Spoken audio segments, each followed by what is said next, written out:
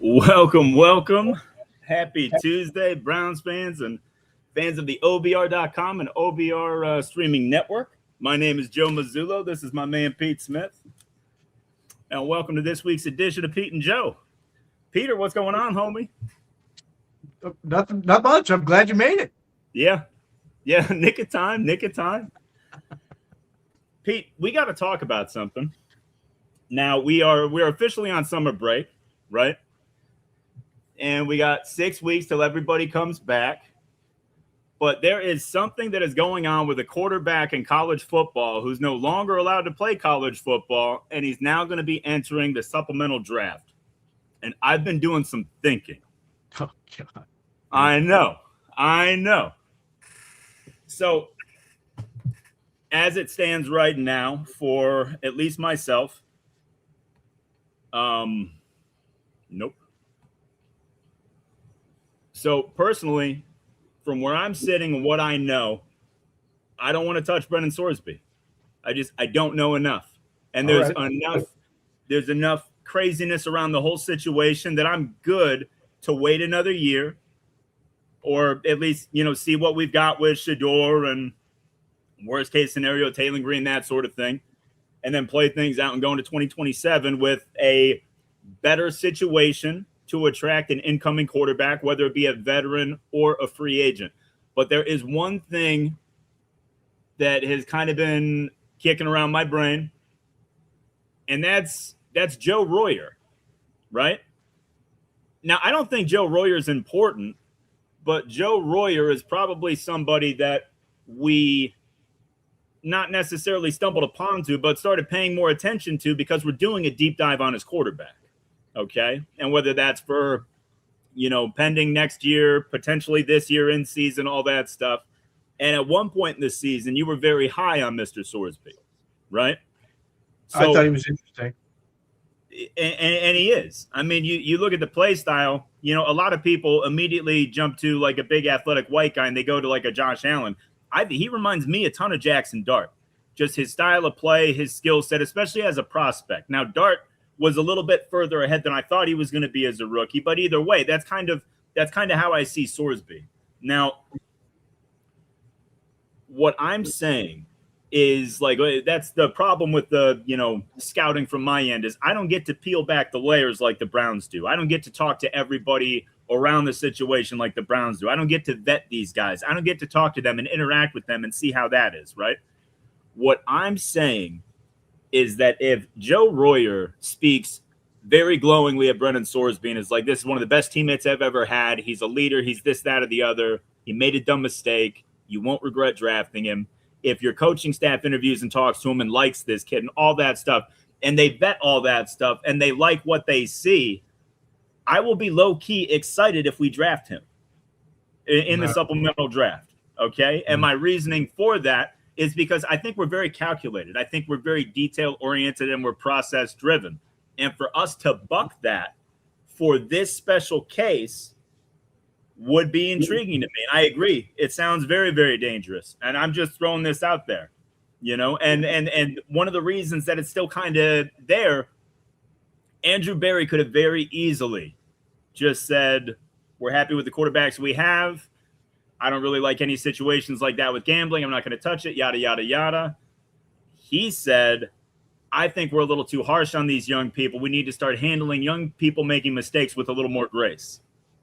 That's kind of a soft launch, Pete. That's fine. How many reasons do you want for the Browns not to do this? I can give you as many as you want. Let's start here. One coach in the NFL has commented on him. Yeah. Your coach. Yeah. Your coach. Is that strategy? I don't want him. And I've gotten all these people are like, well, Todd Monken's just playing the game. Really? He's the only one.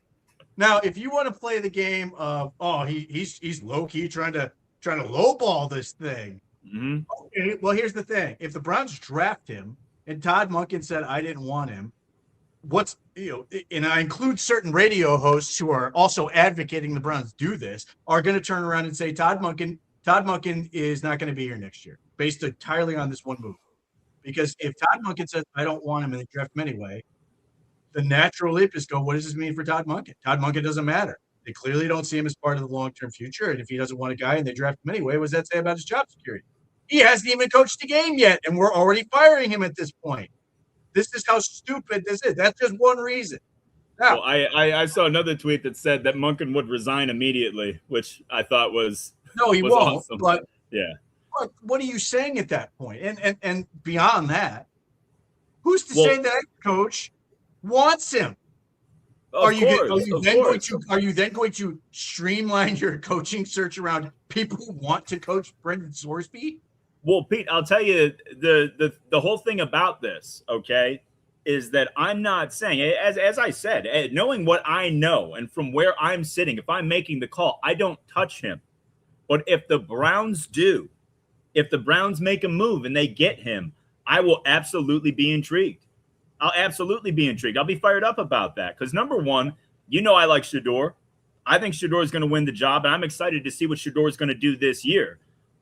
But I sure as would not have put Shedeur in a competition with Deshaun, and I wouldn't have Shedeur and Deshaun neck and neck and battling this whole thing out. Like, the Browns clearly feel a certain way about Shedeur, and maybe it doesn't line up with how I feel. I'm just saying, if they make a move for Sorsby, especially with the young offense that we have right now, and it's a third rounder or a fourth rounder, I'm super intrigued by that. Yeah, I want the third rounder, straight up. I have no interest in this. Like, if let's say the Browns bid a third rounder and get him, either he's going to be suspended, and it could be as much as the entire year. And you sit there and go, what about the Kayshon Boutte thing? Well, here's the difference. Precedent. It does. Though. He bet on his team in games that he actually played in. Right. And he didn't get a single suspension. True. Brendan Sorsby and Texas Tech have made this into a national story. Yeah. It's page 1 for sports. Most people don't know Kayshon Boutte thing existed. I mean, yeah, but that doesn't change the fact that there's precedence for an NFL ruling here. That. But what happened with Ray Rice? The NFL handed out a punishment, and people freaked out. And what did the NFL do? Punished him more. They freaked out because of the video. Well, nobody freaked out about 2 games until the video came out. And then it's like, he got 2 games for that? People were pissed when he got 2 games. The video obviously was a huge element. Terrell Pryor, huge deal. Everybody was talking about it. It was such a big story, why he was leaving college and all this other stuff. So the NFL decided to punish him for something that was completely illegal in the NFL. Okay. And the NFL matched the pending suspension he had with the NCAA, which Brendan Sorsby has a 2-gamer. I'm saying there's some slippery slopes here. The NCAA wanted to kick him out for X games. A judge who filed an injunction wanted to suspend him for 2 days. I just had a Texas Tech guy in Lubbock. It was like, he's good.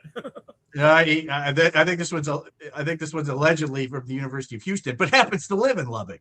Yeah. So if he's suspended for the whole year, on one hand, you're sitting there, great. He doesn't count against the roster. Okay. Well, he doesn't get any better either, and you learn nothing about him, and then you're in 2027, and you've literally got a non-entity on your team, and you're not going to be any more informed about what you're going to do in the draft than you were before you made the pick.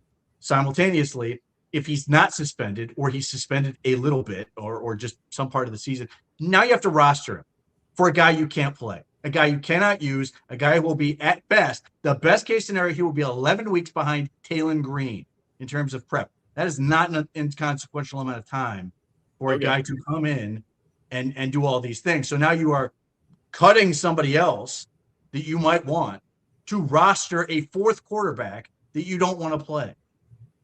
That doesn't account for and that's assuming we just basically dispense with Dillon Gabriel in one manner or another.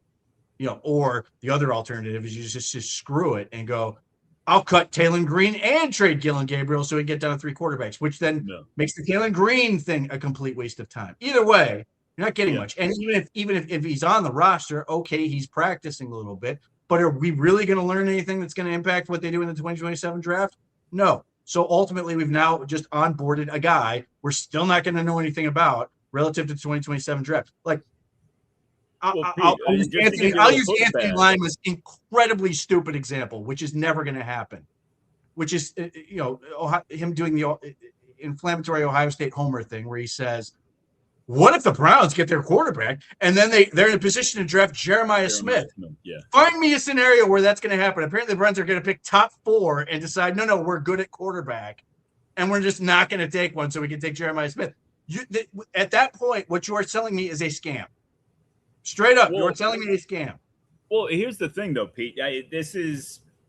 It's not apples to apples, though, because if he's in your building and he's in the building, he's in the system, he's getting comfortable with the players and the coaches and everything like that, and he's not going to be suspended for the whole season, or at least I don't believe he will.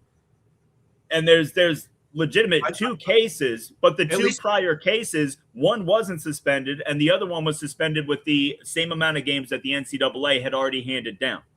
So in that scenario, let's say it's 6. Let's say he gets it. No, let's say it's 8.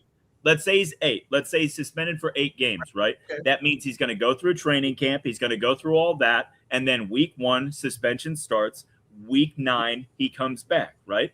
Right. And to me, he's going to get his playbook. He's going to go through camp. He's going to get his feet wet with the offense, and then you're going to have the suspension time for him to work with a private quarterback coach and go over the menu and the specifics of the menu, the playbook and the specifics of the playbook and all that stuff. Mm-hmm. And then he comes back in the second half of the season, and you ramp things up, and you see what he can do. But the thing is, you're going into 2027. And you've already made your choice. If they take Brendan Sorsby, it's because they're sold on the kid, they're sold on the talent, and they're going to let him grow and develop. They haven't made that commitment yet since Deshaun. They liked Shador. They liked Dylan last year. They liked Dorian Thompson-Robinson. They haven't committed to any of these guys. If you get Sorsby and you commit to Sorsby, then, yeah, you're taking yourself out of 2027, which the likelihood of us getting a top 1, 2, or 3 pick, Pete, you crush that every week. Yeah. You say it's highly unlikely, and I agree with you. I think the team's too good. And yet, all I do is find quarterbacks I'm really intrigued by. No, of course. And I'm not arguing against any other quarterback. 3 quarterbacks off the rip that are not being talked about with the number 1 overall pick, I would take right over Brendan Sorsby right now. Yeah. Okay. So, I mean, but you understand, though. I would take Dante Moore over Sorsby right this second. I would take Jade Mayava over Sorsby right this second. And I would take Darian Mensah over Sorsby right this second. Without a question. And those guys are going to get to play a full season of college. Okay. What if those guys, Pete, go, 1, 3, 4 in the draft and the Browns don't get a shot at one of those guys? Because you know damn well, not only do you need a team who has a good quarterback drafting that high to trade out, right? But you then need to trade a boatload of picks to get in. I'm just saying, if they like Sorsby the kid, and again, I'm not advocating taking him.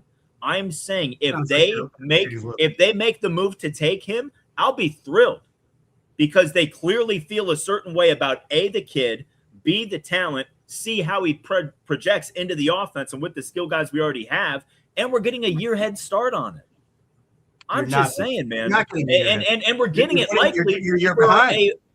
But it's likely going to be for a far cheaper price. Okay, but you're still getting a year behind. What happens if Brendan Sorsby gambles again? I mean, done for life. You can say that about what do you done for life? No, of course. Done for life. Of course. He makes one slip up. He bets on one hermit crab race where he's not supposed to. Done for life. But in defense to him and anybody who's ever made a mistake, you think differently about something once it bites you in the ass, Pete. You definitely do. And you don't always. What is bitten him in the ass to this point? He's getting $5 million not to do a damn thing at Texas Tech. Yeah. But he's also not getting to play football, and his whole career is kind of in a tumbleweed right now. And he went from a top 10 pick to, is he even going to get drafted in the supplemental draft? You're telling me that he's not being punished right now? It might ultimately end up, because talent always wins out in this country. That's how it is. But he's certainly being punished. No, he's getting $5 million not to play for Texas Tech. Yeah, you're right. $5 That's pretty wild. That's pretty wild that Texas Tech And isn't Texas going after Tech the is money. putting this off like, we're not going to go after the money. There's a reason for that because they can't. They screwed themselves with how they negotiated because they were so desperate that they guaranteed it all and had no recourse. Yep. So you have literally given this kid a get out of jail free card relative to $5 million. He gets to go to the NFL and get drafted and get paid again. And he hasn't done anything.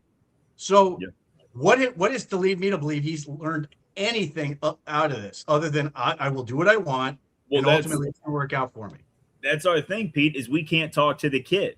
We can't vet the situation and, cut back the layers and really get into it. The Browns can, which is why if they green light this, hell yeah, I'll be excited. Because if he would have gone to Texas Tech and had a good year, he'd be a top 15 pick and we would be thrilled to get him next year. We're making a very large.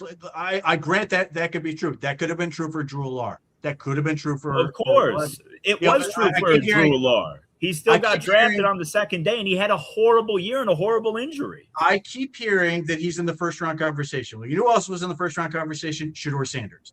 Yep.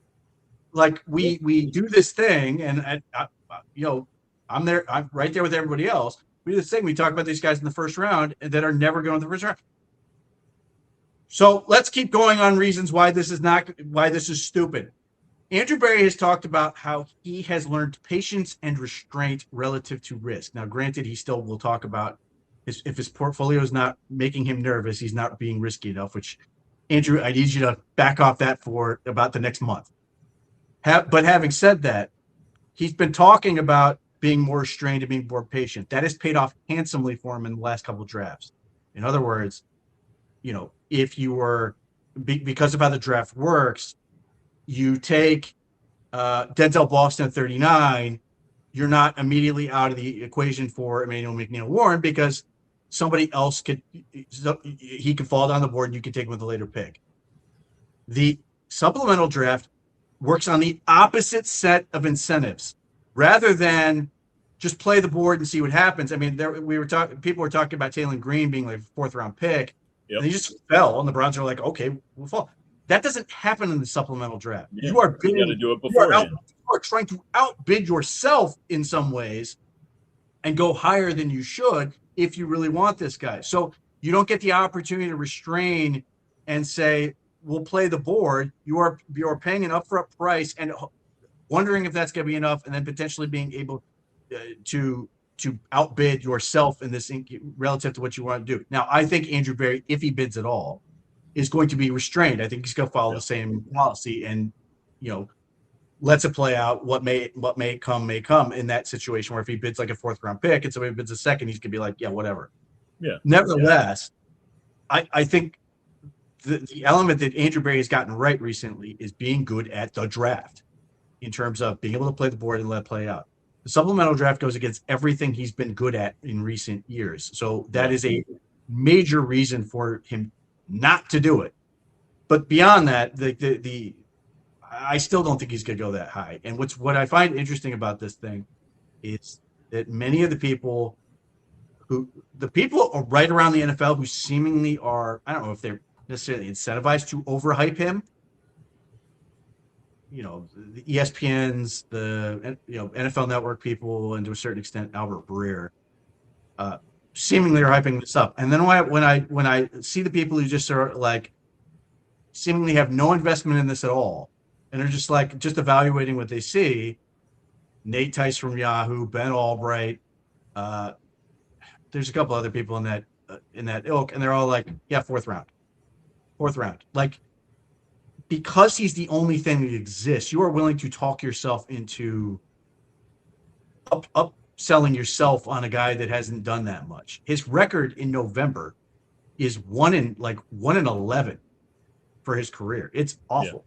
Yeah. And he's very talented. There's a lot to like about him. He hadn't done nearly that much. So what he's done is really killed out of conference weaklings and then not been as great when he's had to play real football games. So, but isn't that disingenuous, Pete? Because I can appreciate that he wasn't great at Indiana pre-Signetti. That lines up, that checks out, that tracks. And him going to Cincinnati, You're telling me at a mid-tier program he beats up on bad teams and then he gets his ass kicked by the good teams? Welcome to every mid-tier program. That's generally how this stuff works. Is Utah like these? Utah's pretty damn good, Pete. That's a really good defense too. Are we really?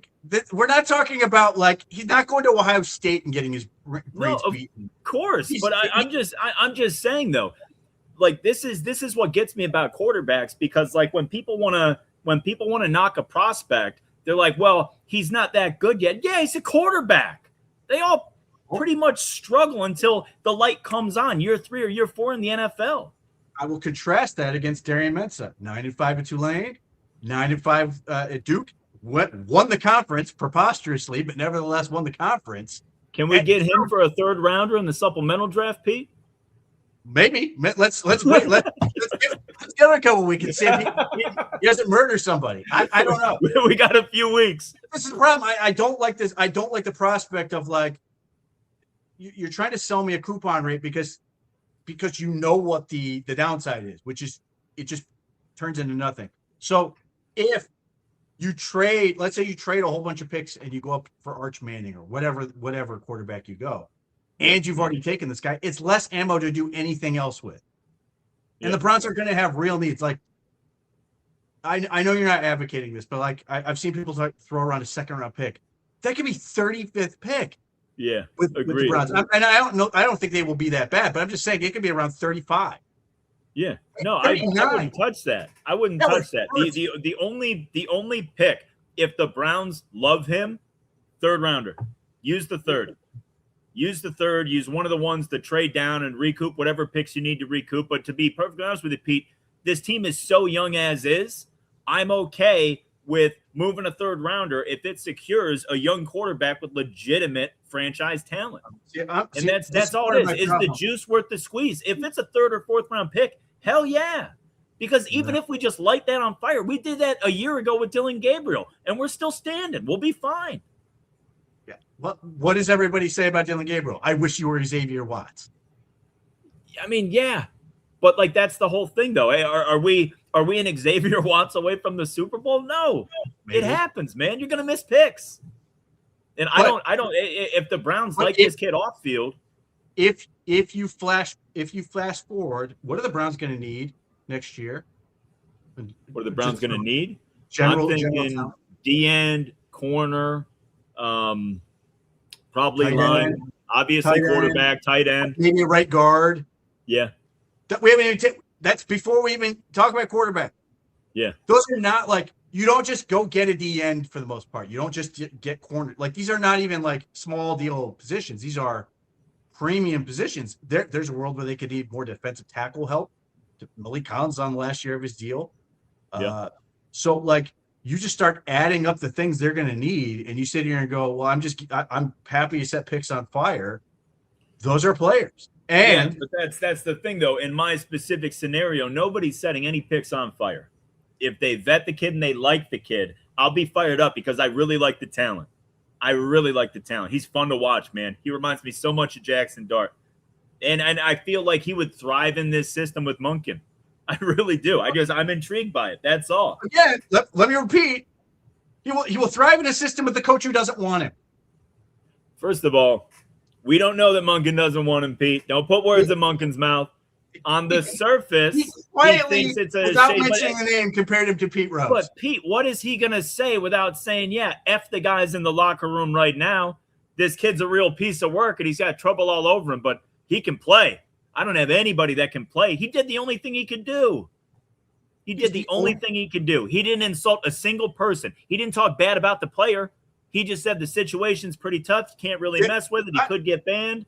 He said the situation he put himself in. Of course. He's not making the kid out to be a victim. Look, it's Sorsby's fault. My man Todd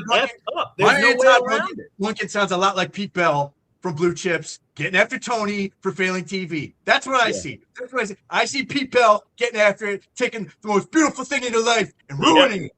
Yep. What did Pete Bell do eventually, Pete? He gave in. He caved. He folded. And then he quit. He Todd Monken's no quitter. Let's coach kids. We don't have mythical Bobby Bowden at ESU giving in and cheating. We have Pete Bell working. I respect it. Uphold the standard. I gotta tell you, I Pete, love how before Nick Coint Nolte went crazy, he was a damn good actor. I love how quaint both those movies now seem. Has changed. Look, I get it. I get everything involved with it. Ring for when he got to Texas Tech because you couldn't gamble in the state of Texas, so he came up with a way to offload it to other people to bet. Like he didn't even go to the trouble of just getting a VPN and doing it. He outsourced it to other people so he could. Smart. That's leadership. Yeah. That's delegation. You're missing all this stuff. Is it leadership? Because it's what's weird. This is the weird part is I see all this stuff where like people are looking at it going, like I don't remember who. I think it was Bruce Feldman's article, which was like talking to a bunch of anonymous people around it who were basically saying, I wish he would have been a better leader. I wish he would have done more to elevate the players around him than he did. So, and then you contrast that against, well, Daniel Jeremiah's like, well, all these people say he's a great teammate and all this other stuff. Now, those two things are not mutually exclusive. You can be a great teammate and not a great leader. Yeah. But, these are all things where I sit here and go, I'm perfectly content to just roll with what the Browns have and move on. And I am too. Roll on down too. I'm just saying, I'm intrigued by that talent. I'm intrigued by the size and athleticism. Is he worth the PR hit? Is he worth the Browns are gonna Browns national headline that will exist? They're gonna get that no matter what they do. They're gonna get that, Pete. They got that because they took 2 quarterbacks last year. They're gonna get that regardless. It's different when you are the team that took Josh Gordon, when you are the team that took Johnny Manziel, when you were the team that just traded for Deshaun Watson, and then you go, hey, there's another guy who's in trouble. Let's get him. Second chance you, baby. They got no issue with it. It's honestly, they say it all the time, and they're very, very legitimately genuine about it. They give these young players second chances, and it's obviously beneficial for them because you want to bet on talent. But it's also, Nick Saban had a great speech about it at a presser. It's like you want to kill these kids. What do you want them to do? They screwed up. We don't ruin their lives for it. And look, I get it, especially with an NFL quarterback. If you're going to make him the CEO of your billion-dollar corporation, I would hope he has got a little more self-control than what he displayed with a gambling addiction. Okay? I get it. I get all the arguments. I'm just saying, in the universe where Andrew Berry and the Browns decide to put a bid in and they get Brendan Sorsby, your boy's going to be fired up. That's all. I'm fired up now because I think Shador's going to win the job, and I'm excited to watch this offense. Yeah, but if they make that move, is trying to kneecap all of the college athletes as he wants them not to get paid as much. Wait, what's that now? Nick Saban is advocating against college athletes. Yeah, well, that's certainly not advocating against college coach pay, but he's certainly willing to go after.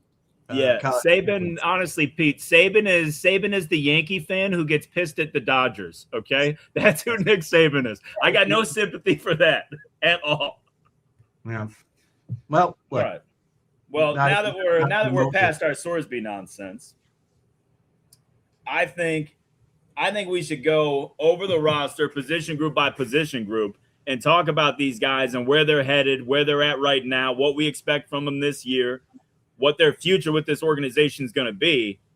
And look, we could do the obvious and start with quarterbacks, but I'm not going to do that. I would like to go. Let's start with wide receivers. You're a wide receiver guy, and I would love to pick your brain on this because, Pete, we got some depth here, man. We're going to get rid of some good football players at this position. Let's start right now. Jerry Jeudy. Jerry Judy's in his final year in Cleveland. What are we expecting from Jerry Jeudy this year and moving forward? Do you think he's going to be done? Wait, is he in the last year of his contract? Or does he have one more? I thought so. I thought we signed him to a 3-year dealio after we traded for him. Or was it a 3-year extension? No, he's here for 2027. Yeah, good. No, okay. Oh, perfect. Okay. No, I think that's the perfect amount of time for him. Yeah. I think that's exact. If this goes the way I hope it will, that's exactly the time I want. That he's going to be his 28-year-old year. He could have a good year.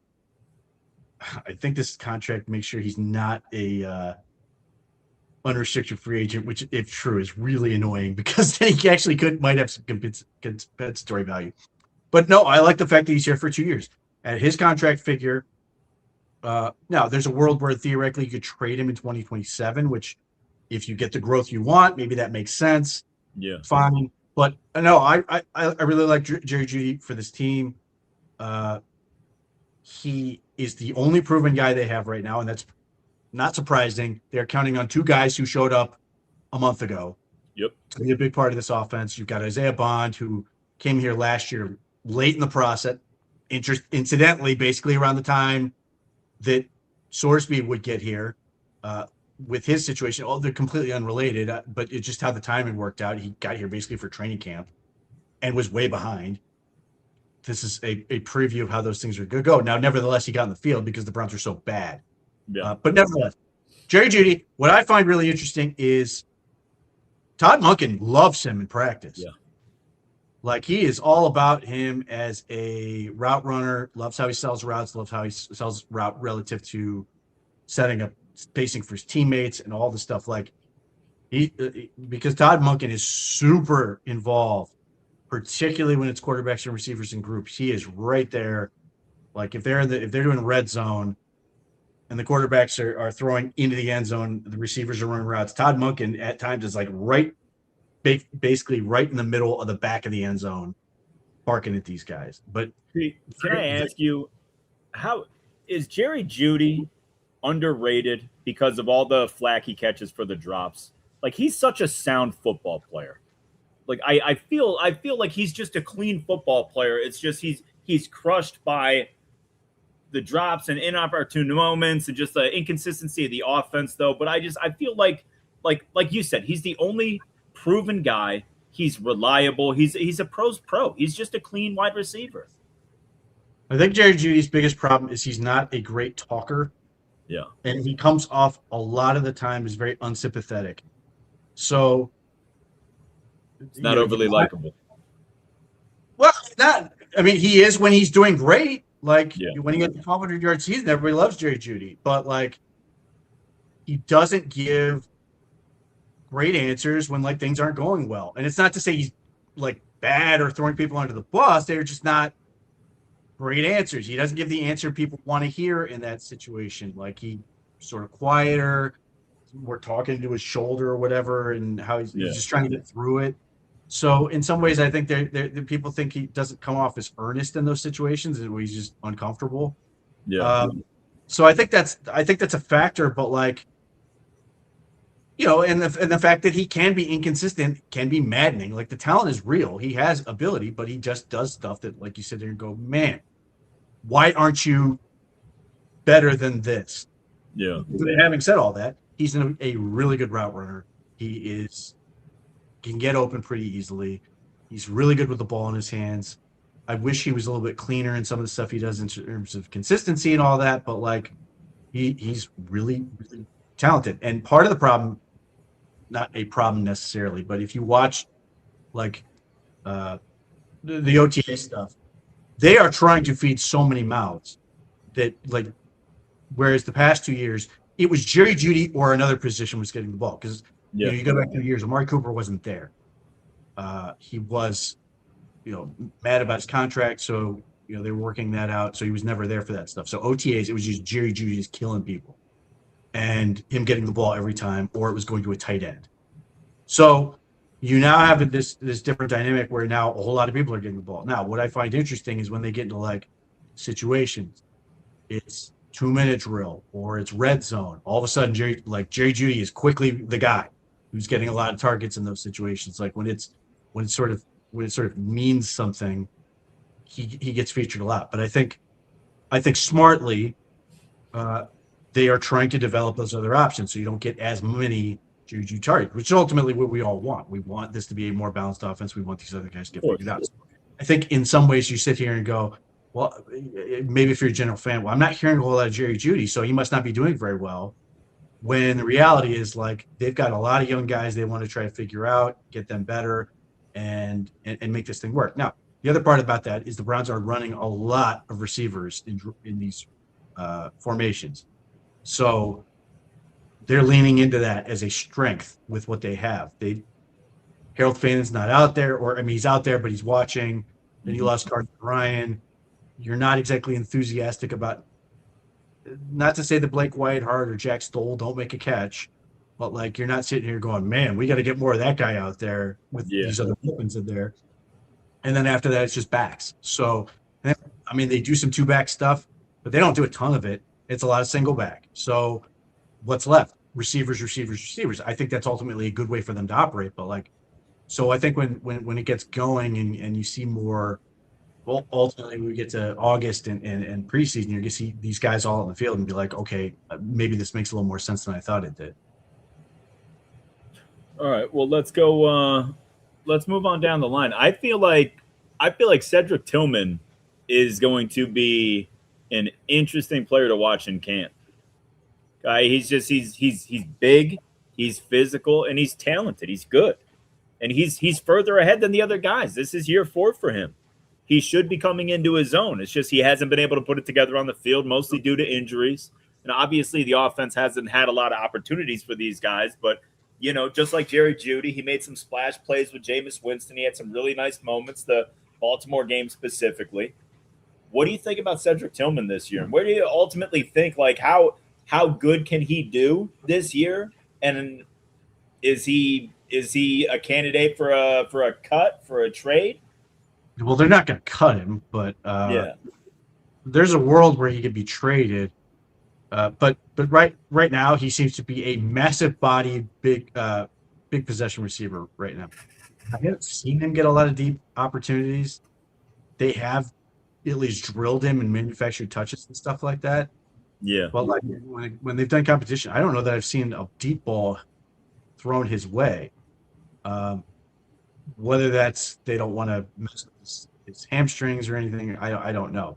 What I will say is he is really good at getting open and like settling in a curl and finding space to extend a drive. Like he's good at that stuff, and he's huge. Like him and Denzel Boston are obviously the two big body receivers.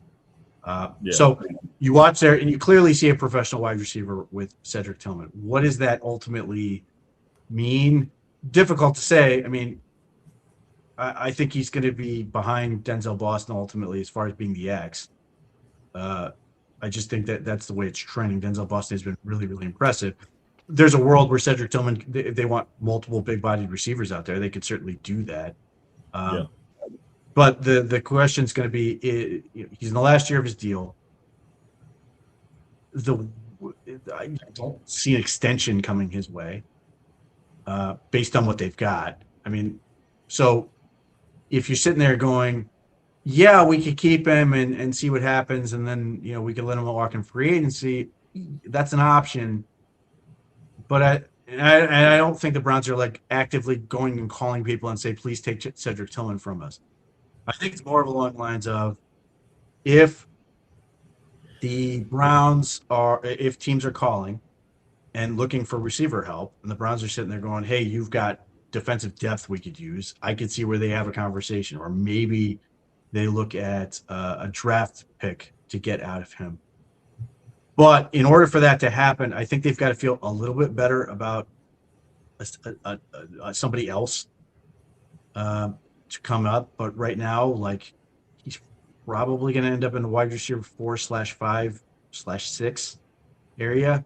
Based on what we've seen, again, pads will change a lot. I think he's a guy who does better in pads because he can block, he just do some other things. It's just going to be really difficult to see a world where he's in the top 3. Yeah, well, yeah, I would agree with that. And I mean, and that's the thing too. It's everybody's got to make it through camp healthy for us to have these are going to be tough cuts. So you never know how that's going to kind of sort out the depth chart just on its own. But I mean, that's the thing, Pete. Provided he's healthy, it would have to be a really impressive performance by one of the young guys to knock him out of those top 3. if he's healthy. He's good. He's good and he's comfortable. Like he's used to the speed of the game right now. There's not going to be anything catching him off guard. Isaiah Bond is still figuring things out. The rookies are rookies, you know. So I feel like if he is healthy, it's gonna take a really impressive effort by one of these young guys to knock him out of that lineup. But we've talked Isaiah Bond a ton, man. But I mean, he put on what, like 10 pounds of muscle. He's Yeah, doing a little bit more route wise, right? Just seems more comfortable, seems more confident. yeah. He says 190 pounds, which would be a lot.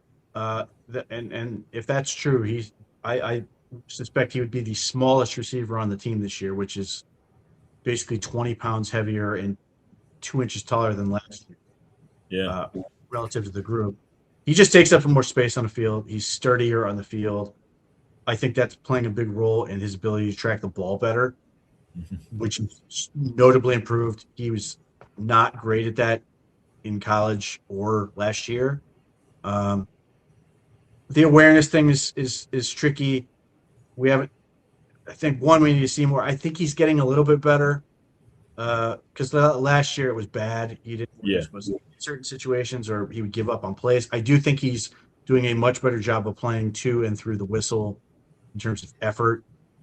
And most importantly, I mean, the big thing with Isaiah Bond is you're sitting there going, if he can just be a deep threat and a field stretcher, it will be worth it. Everything I've seen suggests he's going to be the deep threat. It's now a question of, can he build on that? Can he do more than that? And they're trying. And he can do some stuff which is really interesting. Hands are not consistent. They have been really good downfield. Not as great in intermediate or near the sideline, stuff like that. But reps, keep yeah. hammering it, all those things. And I understand the Browns' idea.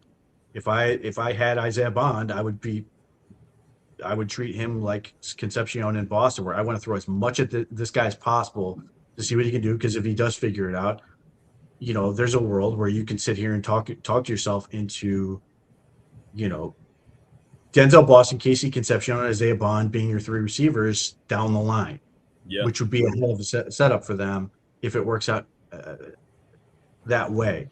So if you're sort of like the thing I find very interesting about this whole dynamic in general is, like, last year you had a pretty clear chopping order. Like, you have Yeah. pretty clear lineup. Jerry Jeudy was number one, even if it was that by default.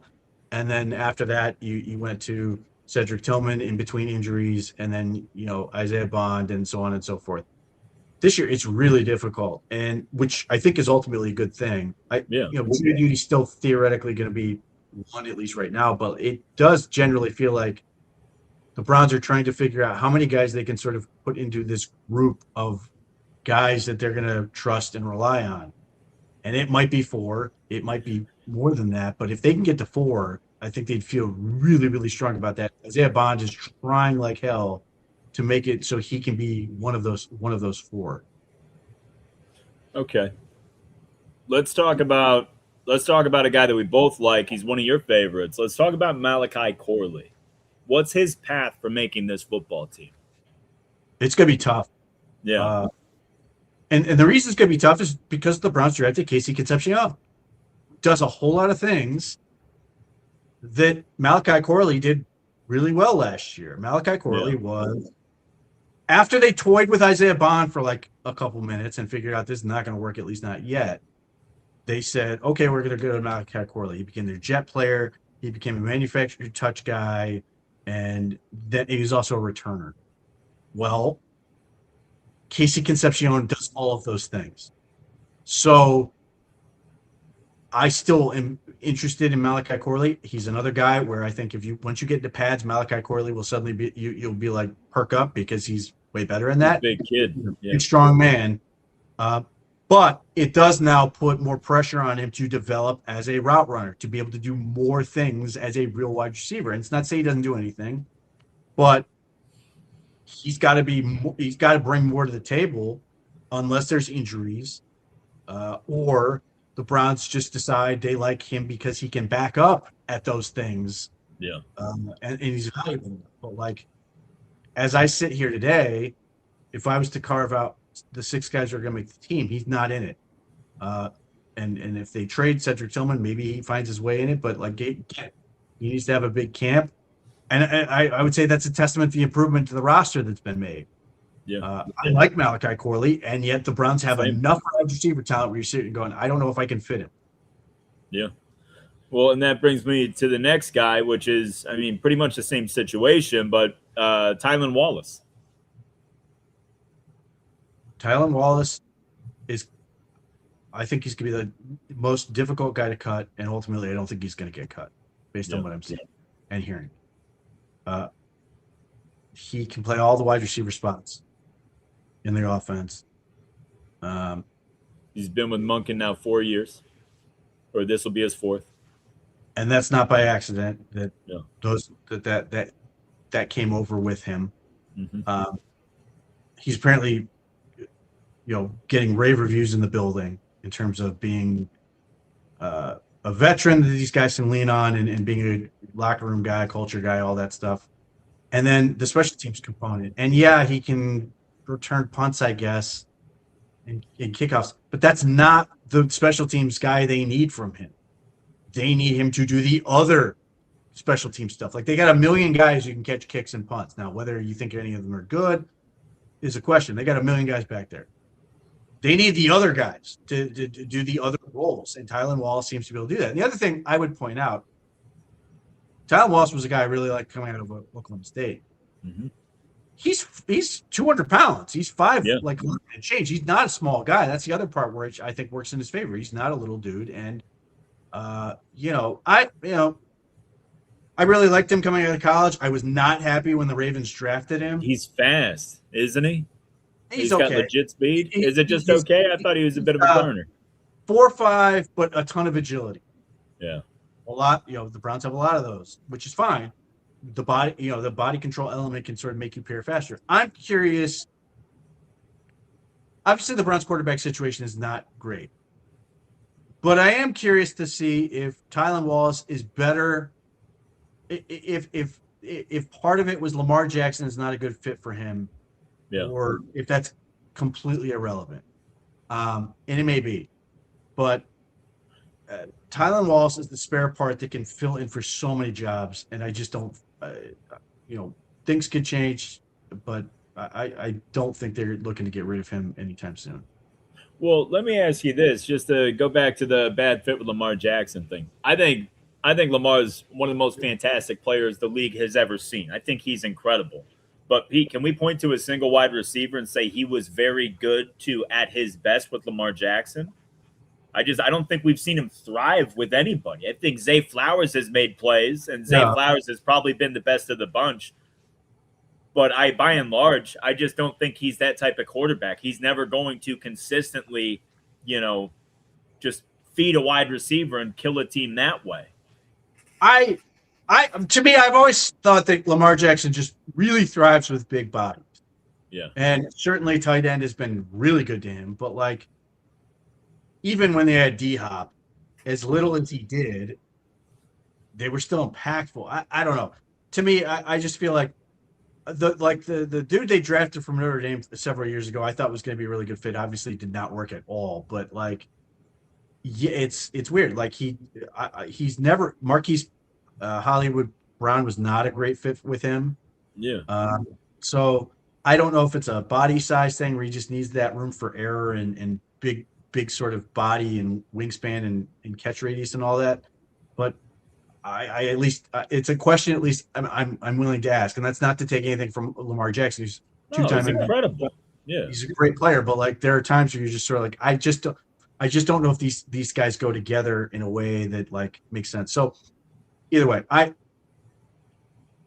you're right so far. Tylan Wallace, who I doubted initially. I'm forced to eat that right now, which is it's early. It's early, buddy. You can still got time. I'm mad at myself for not trusting my initial draft evaluation because I loved him at Oklahoma State. So I should just I can say what I wasn't wrong. I was just early, but nevertheless, no. You said you really like Tylan Wallace and was going to be a pain in the ass to cut, and that is proving to be absolutely true. Yeah, well, it's the whole thing. I feel like every new coaching staff likes to have one of their guys in every room, just to help with all the on-field stuff, all the verbiage, all that stuff. It's like the kind of coach on the field type thing. I think it just helps acclimation. So I just thought it the made fact sense. that whatever he is in all those capacities, he just seems to have an extra plus in terms of he just seems to be somebody that people like having around. Yeah, it's not. Yes, he does know all this stuff, but also he seems to be a real plus to a room that needs it. Like again, this is another area where Jerry Jeudy not being a great communicator. I think Jerry Jeudy is like a guy who will like try to build dudes up. He tries to like do all the right things, but like I don't think anyone sits there and go again. It's because of how he comes off in media appearances. I think if you were to go, do you think Jerry Jeudy is the leader? I think most people would say no. no. I think Jerry Judy's. I don't know that he's a leader, but I would say he's largely good for those other guys.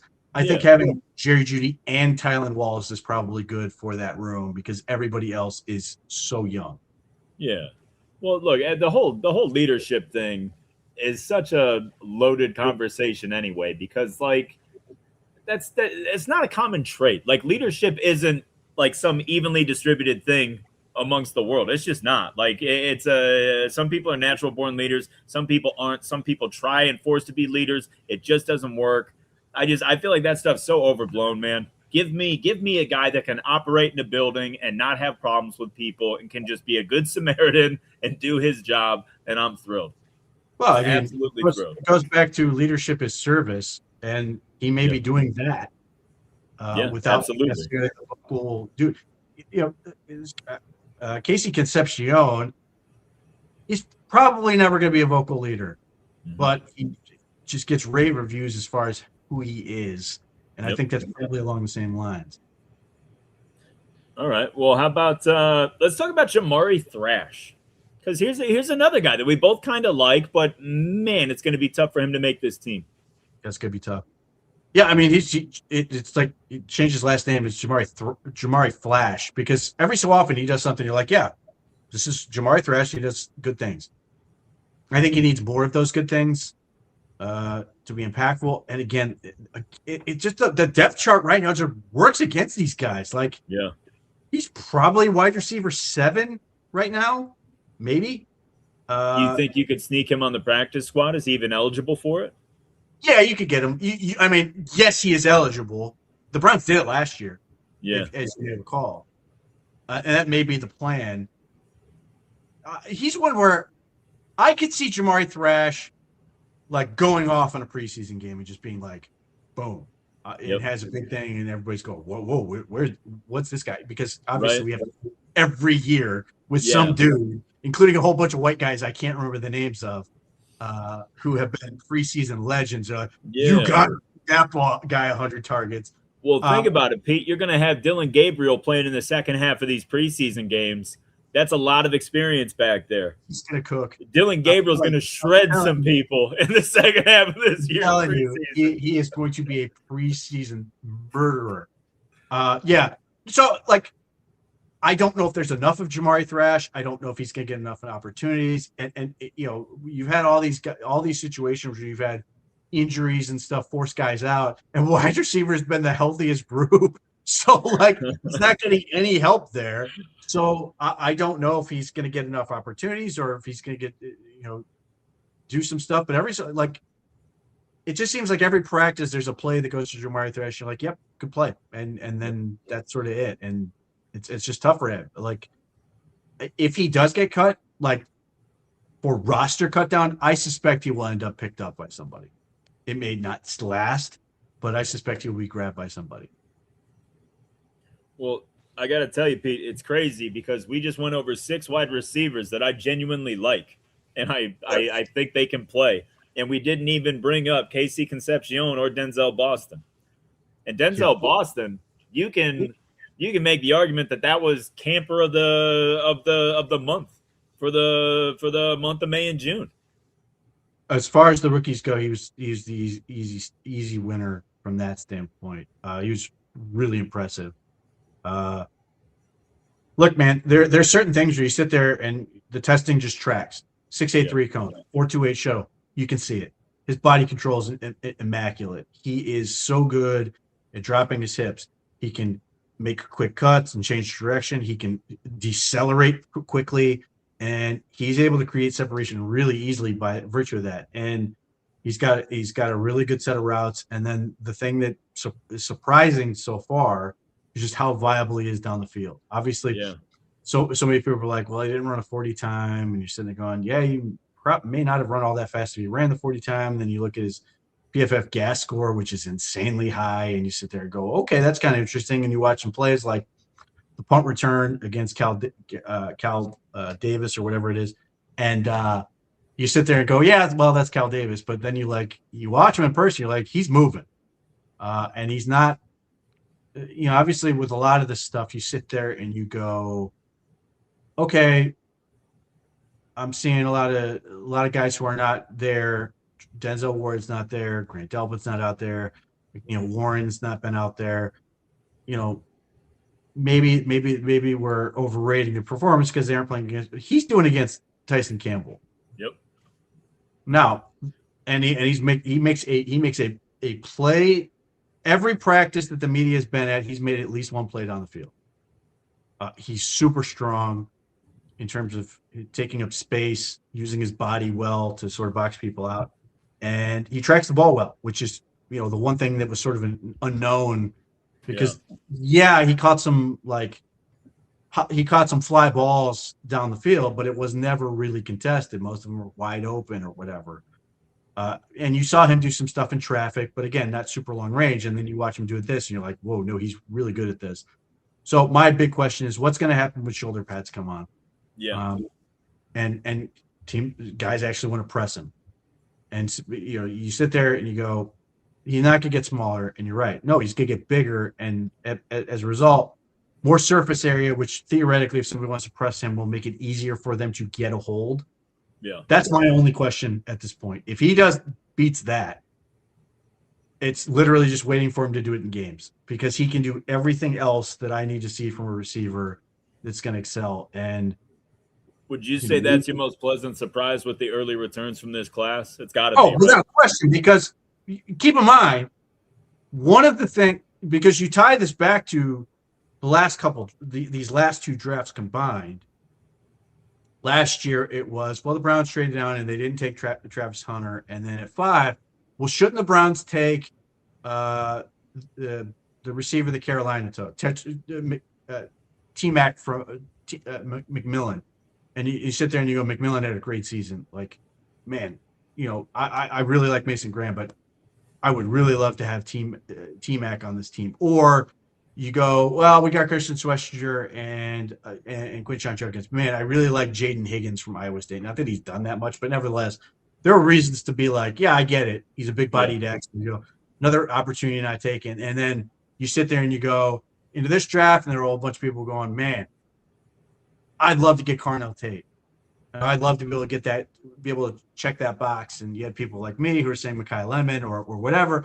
The Browns end up with Casey Concepcion, and then they get Denzel Boston at 39, and he's sitting there going, yeah, I can see where he'd be really good at all these things, but I don't know if he can be that dude. And all of a sudden, we're sitting here going, he might be that dude. And so to have Mason Graham, Carson Schwester, Quinshon Judkins, and you might still have this thing. That dude. Yep. Is crazy. Now, it's got to happen. We got to see it. But I'm running out of reasons to be like, this guy's not already that big time X that they need, because they have not had it. Cedric Tillman could do X things and had some really good games at X, but it's obviously been since Amari Cooper since they've had that guy. And now you're sitting here going, man, Denzel Boston he's doing a whole lot of things that you would sit there and go, I get it. And he could be that guy. And if he can do that, and you have Casey Concepcion, and you have Isaiah Brown and all these other guys, you're sitting there going, oh, man. Plus you have Harold Fannin. That would – obviously so much of this is going to rely on what they can do at quarterback. But if they nailed that down and got those two, right, they are going to be so much further ahead in this thing as we hope. And that's Denzel Boston's game translates really, really well to OTAs. Uh, like everything he does sort of really pops and naturally sets him up to do really, really well. It's not as true with Casey Concepcion, who to me is everything as advertised. But one of the big elements with Casey Concepcion is yak and breaking tackles. Yep. Well, yeah, he can catch the ball and run, but like you know how it goes. Like they tell everybody to finish out catching the ball and run. Yeah. And he's not breaking any tackles because they're not tackling anybody. So Casey Concepcion is really, really good at getting open, and his acceleration is crazy, and his body control is really, really good. And yeah, there's some drops still, and he also makes some spectacular catches as well. But without that other component, whether it's as a receiver, as a returner, like you're not getting the full Casey Concepcion picture. And I think as a result, because we get asked about this all the time, you're like, people are going, well, I'm hearing all these great things about Isaiah Bond and Denzel Boston. Does that mean Casey Concepcion is struggling? And the answer is no. He's doing well. It's just that Denzel Boston was not expected to do this well. Isaiah Bond has completely changed his body and is doing these things that you're like, weren't even a consideration last year based on what he did. Yeah. So it's a different world. So it's just those guys have popped so much, and that's not even projecting Isaiah Bond into a full time role, but just still, for what he is, that's still a big deal. So Concepcion is doing he looks exactly like the guy I saw on tape, and he's doing all these things that are really impressive. But like, so much of this we're gonna have to wait till Pats come on, and then you're gonna see the balance. You're gonna hopefully see the balance, see the broken tackle, see the stuff where you sit there and go, "Oh man, that's why they wanted him, because he can be instant offense," and that potentially becomes that much more dangerous. When before it was, well, Jerry Jeudy and Harold Fender are gonna take pressure off of Concepcion and allow him to do some stuff, and Denzel Boston might do some possession stuff and all this. Now, if we flash forward and go, wow, Jerry Jeudy is still, maybe he's not a superstar, but he's still good. Harold Fannin is just as good as last year. Denzel Boston looks like a real star, and Isaiah Bond is established himself at least as a role player and a threat. Now Casey Concepcion is let loose in this whole thing, and you're sitting going, man, let's go. And so obviously there's so much to prove in terms of both them and then the offensive line. But, you know, the thing we talk about is get this thing to be set up for a quarterback to succeed.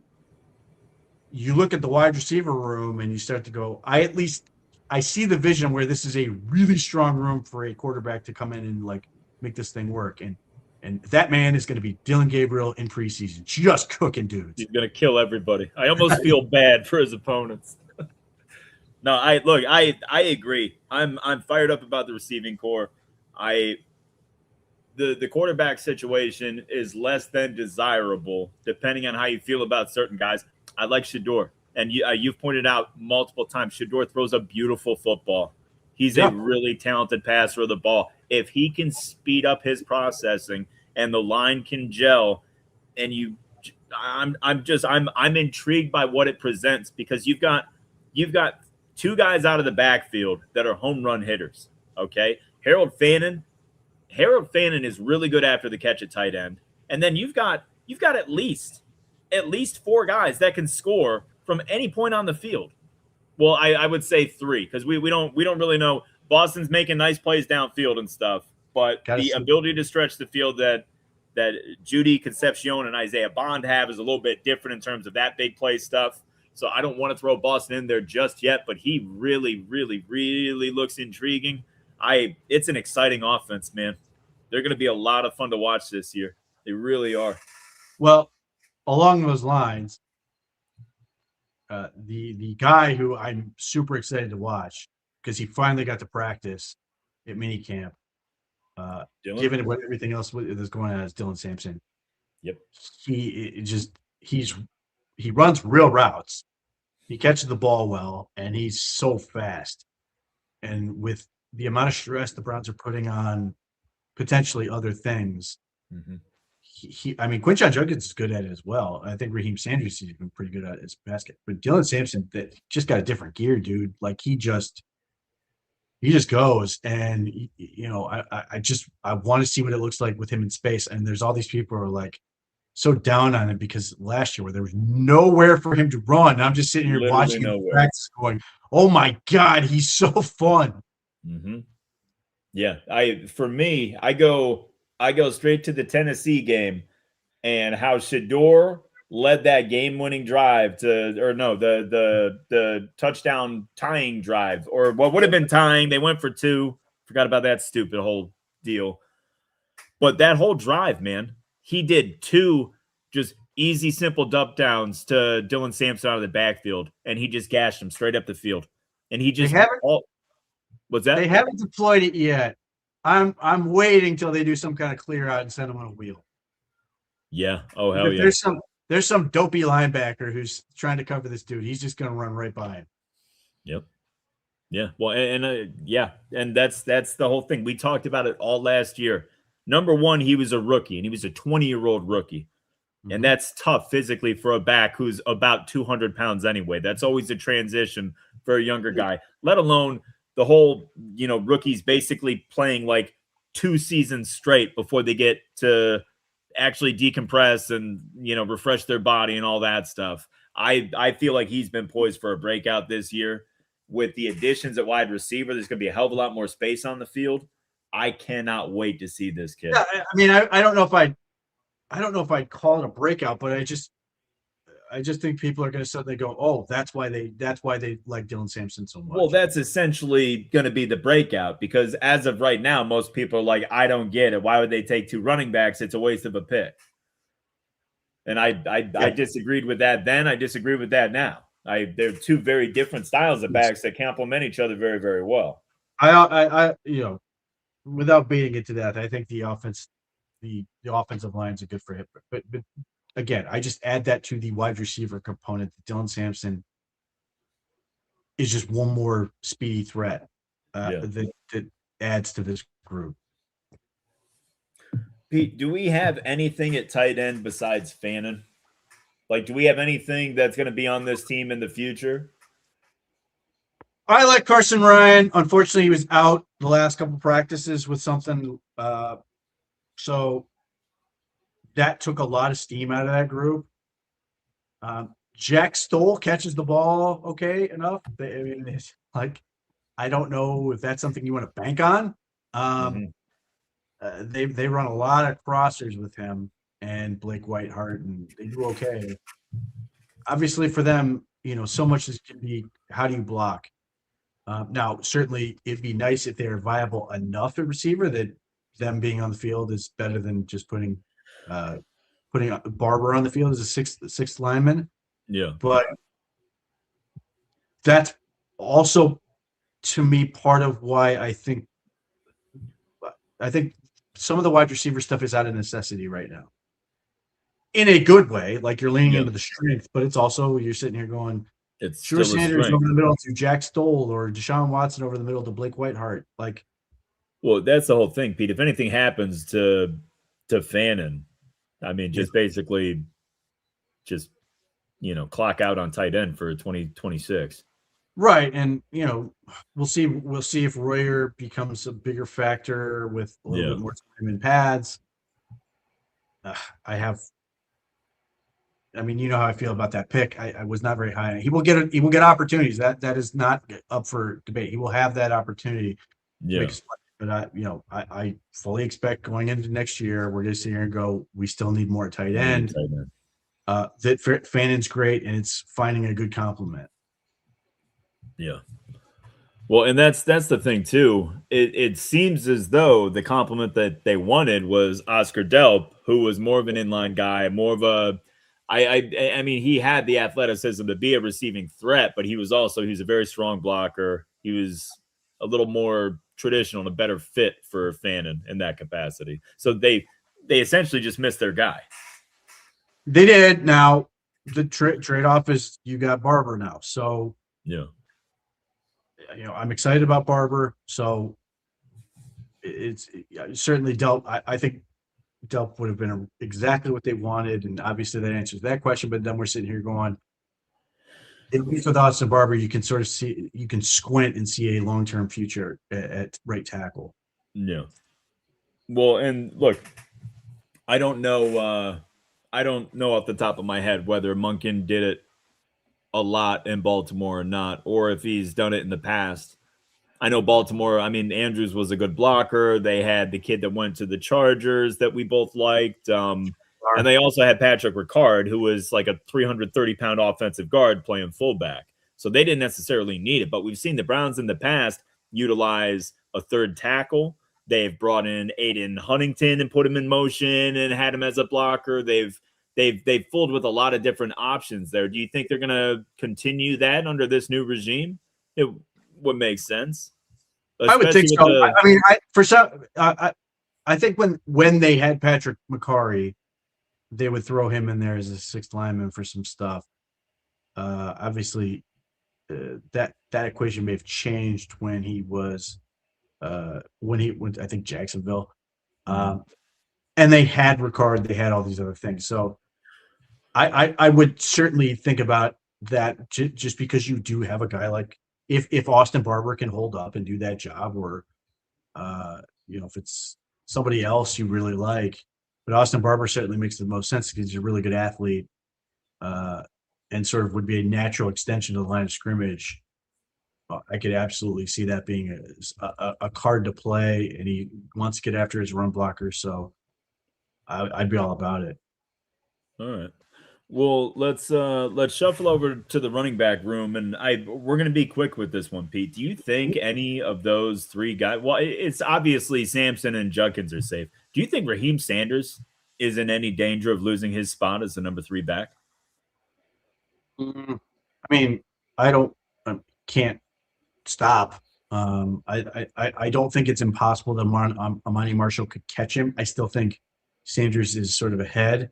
Yeah. Because of his physicality, and he is a more natural backup to Quinshon Judkins because he can do the stuff between the tackles. Yeah. I think the thing with Amani Marshall that's sort of interesting, he runs like sort of a smaller back. He's a bigger guy than you think he is. I think he's like 225. He's at least interesting. So if they were to suffer an injury, I don't know that they'd be dead. Or specifically if Sanders were to suffer an injury, I don't know they'd be dead with Amani Marshall. I still like Sanders. Maybe that's biased because I was a big fan of him pre-draft. Every so often, though, Amani Marshall has a nice little scamper or something. I will say this: the last minicamp day, there's at one point where Raheem Sanders just made was on the interior of the line and made a big cut to get outside, and just got a big woo from all of his teammates when they saw him make that cut. So I think he's caught the ball really, really well. So yeah, he's intriguing from that standpoint. I think. Pete, why overrate him? I think he's tough, man. Yeah, well, he is tough because he came in those last couple games with basically no blocking and said, "Bring your own blocker," type guy. Yeah. The thing is, I think Quinshon Judkins is a terrific player. Agreed. There are situations where you want the sort of Kareem Hunt mentality of, I'm not going to look. I'm not going to try to figure it out. I'm just going to hit the hole. Raheem Sanders is very well equipped for that. So that's the other part where I sit here and go, I just think there's a lot of places to use Raheem Sanders. It's certainly, obviously my dream is Taylor Green is good enough where you can do stuff with him, but it's 3rd and 1. You need a yard. Raheem Sanders can go get you a yard. And theoretically, we'll see if they do something like this. I would have zero problem running an eye with Raheem Sanders as the up back. I mean, they did with Harold Fannin last year at points. I would do it with Raheem Sanders because he's just a hammer. But I just think that style is. I think it's, again, maybe this is biased in the sense that just from my standpoint, I love having one of those on your active roster. Yeah, they come in handy to have that dude. The thing is, though, he's versatile, though, Pete. He's a nice receiver out of the backfield. I don't know, man. For your number 3 back, I feel like all 3 guys complement each other. They all have their own skill set and their own kind of, strength. but they're all versatile enough that like there's no weaknesses either. You know what I'm saying? Like you don't lose. Obviously, Judkins is the man and he's the best of the bunch, but you don't lose a portion of your offense if Raheem Sanders is in the backfield. You know what I mean? Like I just no, I mean, like the thing is, and I don't want to say Marnie Marshall can't do this. I just look at Raheem Sanders and you go, formatted offense.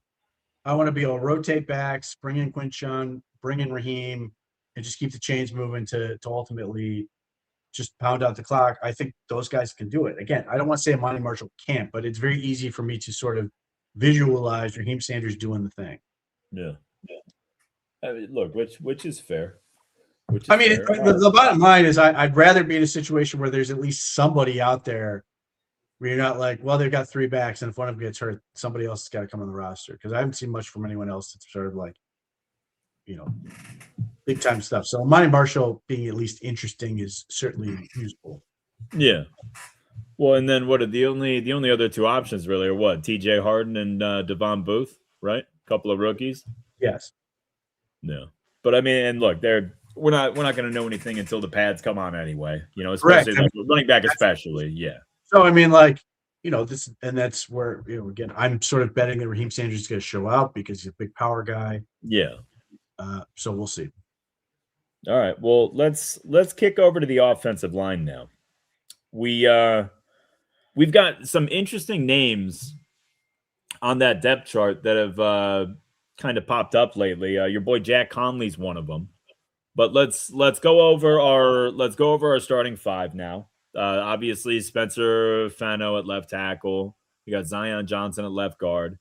The center right guard situation is still a little muddy right now. We know Elton Jenkins is going to be somewhere, but we don't know if it's going to be next to Parker Brailsford at center or, inside of Tevin Jenkins or KT Leviston or who the hell knows what kind of combination they're going to figure out. But Titus Howard got what, a 3-year extension, right? Or is it a 2-year extension on top of this being the last year of the deal? 2 more years. He's 2027 is his last year, I believe. Okay. Oh, so it's just a 2-year deal then. I'm pretty sure it's 3, right? Because he's getting about 20 per. I'm pretty sure. For some reason, I thought he was done. I think 2028 would be his last year. Yeah, it's 2020. Not to say they couldn't necessarily cut him for that year, but it would be on the table if he's either not healthy or not playing well. He's owed $21 million in 2028. That's, I mean, I get it. We'll get cheaper, but that just feels like a lot. Regardless, I'm hoping that might ultimately be Austin Barber's spot anyway. I hope that is where we can get to, but $21 million for each of the next 3 years is a lot of money. Yeah. Well, hey man, beggars can't be choosers, homie. We had 5 holes on that line. Look, I totally get it. It just feels like that contract's 1 year too long. But whatever. Yeah. I mean, if it gets us to Austin Barber land as opposed to a world where you have to draft another dude, so be it. All right. Fair enough. Let's talk about the backup tackles now, because the general consensus is that our boy DeJuan Jones is going to be the swing tackle, right? How's that? DeJuan's had a good offseason though, right? He's gotten healthy. He's lost some weight. Downright skinny. He's not the biggest guy on the team anymore. That's crazy. He got weird build, man. Like for a guy who is as heavy as he is, almost none of it is in his legs. He got bird legs. That's how he's got such quick feet, man. Yeah, I mean it's generally weird, but like Titus Howard looks bigger than DeJuan does, just by sort of gravity. But like DeJuan Jones negotiated down his contract to make it, to sort of guarantee him money, which sort of gives him the inside track. He can pass protect. I still don't think you're ever going to get much out of him as a run blocker, but I'd love to be proven wrong. Are you concerned about his power taking an even bigger hit with the weight loss? Because he's always been a finesse guy. No, because his power was just leaning on guys. Yeah. So I'm He's hoping. got less to lean now. Yeah, I'm hoping this means he's actually going to move feet and do stuff. But Yeah. look, man, if you're talking backup tackle situation where you've got an injury, you need a guy playing there, you need to protect the quarterback first and foremost. Certainly, it would be nice if he could be a bit of a run blocker. Maybe we will get a little bit of that in camp. Obviously, the biggest thing with DeJuan Jones is stay healthy for the whole year. Yeah, of course. There is talent with him. He is a good enough player to be a professional tackle. I hope injury does not sort of completely wipe out what he can be. He's had some real moments of brilliance, hasn't he? Well, I mean, he shut down an average pass rusher from the Pittsburgh Steelers for a whole game. That was certainly a good moment for him. I mean, he's obviously once the injury started, it just became a downward spiral for him in the worst ways. Yeah. Now he's had a really good, strong offseason in terms of his weight, in terms of his body. Like he's doing all the things. He's doing everything that they seem to want him to do. So when we get pads on, how's that going to work? How's that going to translate? Are we going to see a little bit more out of him? I'm going to presume he's going to be a little bit more mobile. With certainly what they're doing is going to be important, even if he's not necessarily a big drive blocker. But like at least if he can get to the spot, that would certainly be an improvement. So like there's just it's weird that we're with DeJuan Jones and we're in the last year of his rookie deal, and we in some ways we know so little about him because there's just so little to go off of. Because the second he gets going, he suffers a major injury. This is actually, I want to bring this up. It's a good question, Pete. You got any interest in either one of those guys? I mean, neither one of those guys really fit the blocker. They're both more receiving threats. But still. I assume Johnny Smith is going to be playing for Ohio State this year to reunite with Arthur Smith. I don't know how big Will Disley is. I suspect he's smaller and doesn't really do much. Like again, maybe the Browns will feel differently. I really like Carson Ryan. I get the sense that they like Carson Ryan as well. I think he's going to back. If for some reason Harold Fan really had to miss time, I think Carson Ryan would be their go-to for that. They need bigger bodies if they're going to bring in anybody else, and that's tricky because those guys are usually off the market already. So yeah, I mean, I'm not necessarily out on anything, but like I feel like they've got their undersized tight end sort of figured out. It's the other thing that they've got to get meaningful answers on. It might be Jack Stoll. It might be Blake Whitehart. It might be, I don't know. I'm not guaranteeing that Joe Royer is going to make this team based on those. I think it's sort of a. Pete, I'll be right back, homie. I got a puppy emergency. So I'm very curious to see if the Browns just are basically looking at the three guys who are competing for two spots or however they think it's going to work out. So, I mean, I think it's up for grabs. Now, does Joe Royer probably have the inside track? Probably, because he was drafted, and it may not be super difficult to get a Joe Royer to the practice squad. The getting either Whitehart or Stoll to the practice squad in that scenario. That may not be super difficult to pull out. So that may be another reason for them to sort of be like, yeah, we'll go ahead and roster Royer. Again, Pat will tell us a lot more, but I don't know that we're seeing a whole lot from any of those three guys that you're sitting there going, I have to have this guy on my football team at this point. It's largely just picking between questionable options. And so if there's a trade out there, to borrow from this. Love that one. The Browns flirted with this last year, and ultimately Chip Kelly would not part ways with him. Obviously, Chip Kelly's not there. I don't think they're going to part ways with him again. Just there's not a whole lot of incentive for them to do that. They may want to see if Michael Mayer can be good for Mendoza or with Mendoza. So I don't know that there's a whole lot of reason for that to happen. But yeah, I mean, it's an open question at this point, and it may just be a position that's not going to be here for the Browns this year, or that they're going to try to figure some stuff out as we go.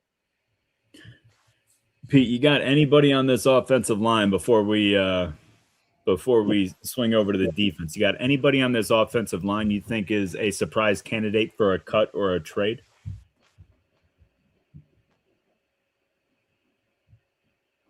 Well, I mean, I don't know that any of them would qualify for a surprise cut. I could see a world where Luke Whippler is cut. I could see a world where KT Leviston is traded. Is that a huge surprise? Yeah. Not necessarily. No, we haven't gotten that far, but like, again, pads are going to tell us a lot. The Browns have basically what seem like three options at right guard right now that they're sort of honing in on, but nobody's going to tell you anything meaningful on that because again, pads are going to tell the story. What are they going to look like when they are going up against real competition? What is it going to look at the joint practices? Or these guys can get ragdolled? How's that whole thing going to go? I mean, I think the surprise would theoretically be that Jack Conley's in the mix to potentially earn a roster spot. And if he does pull that off, somebody else is not going to be here. And it's a question of who's that guy who's not going to be here. So that's the big sort of unknown with this whole thing in terms of surprise possibility. And the other question I think the Browns are going to have to answer is, do they have 10 guys that are worth rostering? So that's unclear at this point. If they do, I suspect they'll keep 10. If they don't, then we shall see. I don't know that I'm there yet, but again, without pads, it's tough. Without, Luke Whippler has been not able to do anything really. Yeah. So obviously he's going to be hopefully raring to go when we get to training camp, and hopefully he can show out well and up the competition there. Hopefully we're going to get a real look at Parker Brailsford to see, can he hold up? His homework assignment, or at least one of his homework assignments for this 6 weeks, I'm sure he's just trying to put on lean weight. Get to the number they like for that. So offensive line is you're going to know the least about them, other than Zion Johnson, Spencer Fano, Austin Barber, Parker Brailsford, and Kenyon Green are all very athletic. That much I can tell you. And that's the other guy. I guess it's sort of a mystery guy. Kenyon Green. Yeah, I don't know that he's really got a great shot to make the roster, but again, his OTAs, so like, again, it's unpadded, but I see Kenyon Green running around. I'm like, yeah, he's pretty athletic. Does that mean do we have Kenyon or do we have Kendrick? Kenyon, one of them. I don't know. Right? No, I'm not that it matters. I know who you're talking about. I'm sure it's whoever I'm not saying is the right answer. Yeah, it's Kendrick. Yeah. Yeah, because Kenyon was the first rounder that went to Houston some years ago. Yeah, Kendrick Green is small, athletic guy. And again, he looks great running around. How's he going to do when he has to block and hold against big people? Unclear. So besides anybody else interesting get up into the second and first team, just rotating in and out besides Conley? Didn't Tyree Phillips get some run early in camp? It's like one of the first two lines. He's at least been in the second team as a tackle at points. Yeah. I don't know that he's ever been anything that's been necessarily the first team, though they might have thrown him in there. Yeah. I know there are people in that. OTA, I know there are people. Ads. Yeah. I know there are people in the building who like Tyree Phillips. I just don't know if he's enough. He may be a guy with the Browns who are like, we love this guy. We want to get him on the practice squad. We want to keep him part of this. Yeah. He's got to again. You add Spencer Fano and Austin Barber, it makes it tough for a guy like Tyree Phillips. Tyree Phillips theoretically can also play guard, but yeah, so it's tough. But yeah, there are guys in that building who like him. All right. Well, let's kick it over to the defensive side of the ball. We'll start on the defensive line. We'll go to defensive end, who's obviously we just added Jared Verse, so we've got some new names here, and we got about 9 guys right now, right? So the official site is listing Aiden Huntington as a defensive end right now, but that's obviously a versatile piece. He can play inside, he can play outside. I feel like our boy from Florida, Tyreek Sapp, is kind of in that same mold. Like an inside-outside guy, can do a little bit of both. I would categorize them both as big ends that will kick in. Okay. Do you know anything about this Benton Whitley from Holy Cross? I know he exists. I've seen his name out there. I don't know it's tough for him to do much. Like him, especially in OTA. It's him. Yeah. Well, I mean, he also just barely been there because they brought him in. Make sure I got the right guy. Him and Elijah Chapman. Like Elijah Chapman barely got to do anything at the end of camp. Benton Whitley was brought in, I believe, when they had a guy basically decide he was retiring. So I think he's been here about 5 minutes. I saw his number. I don't know a whole lot about him, so he hasn't done anything enough to like me go, who's that guy? Yeah. The guy who's been here the whole time is at least looks interesting from a body type. I don't know that he's necessarily separated himself in any meaningful ways. Is Corday Sidnor? I was just going to ask you about it. The Vanderbilt kid. He's a big kid. Yeah, he's a big boy. Now, is he doing much? I don't know. Yeah, but it's not difficult to find him on the field. He's a very, very tall drink of water. Okay. Now, how about Julian Okwara? He had a decent camp last year, but he just he kind of is what he is, right?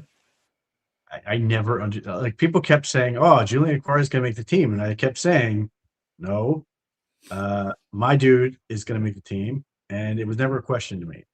When you watch him in the preseason, Okwara got some gift sack, and all these people wow, he's doing a great job, and it was just watch this other dude who's absolutely tearing it up. And I think Okwara is always going to be that guy who is practice squad, just doesn't really do anything to separate himself in a meaningful way. He's 28 years old at this point. I mean, I'm not going to say it can't happen because the Browns are just so thin. Yeah. On the defensive line, where you now allow yourself to sit there and go, "Oh, Julian Okwara, maybe he can play. There's special teams ability there." Maybe, but if that is your situation, I think you're dissatisfied with your group. Let's talk about Alex Wright and Isaiah McGuire. Now, I feel like going into last year, I thought Isaiah McGuire was going to make a move, and Isaiah McGuire was going to hammer down the spot opposite of Miles, but it was Alex Wright that kind of stepped up and really solidified that and got his contract. Do you think he's a clear-cut starter, and they're just going to work McGuire on both sides of the ball, just kind of, rotating him in, keep everybody fresh? Or do you think they're going to continue a rotation of Wright and McGuire? I mean, it really seems like it's a three-man group with those two in first. Now, obviously, Verse is going to be the headliner.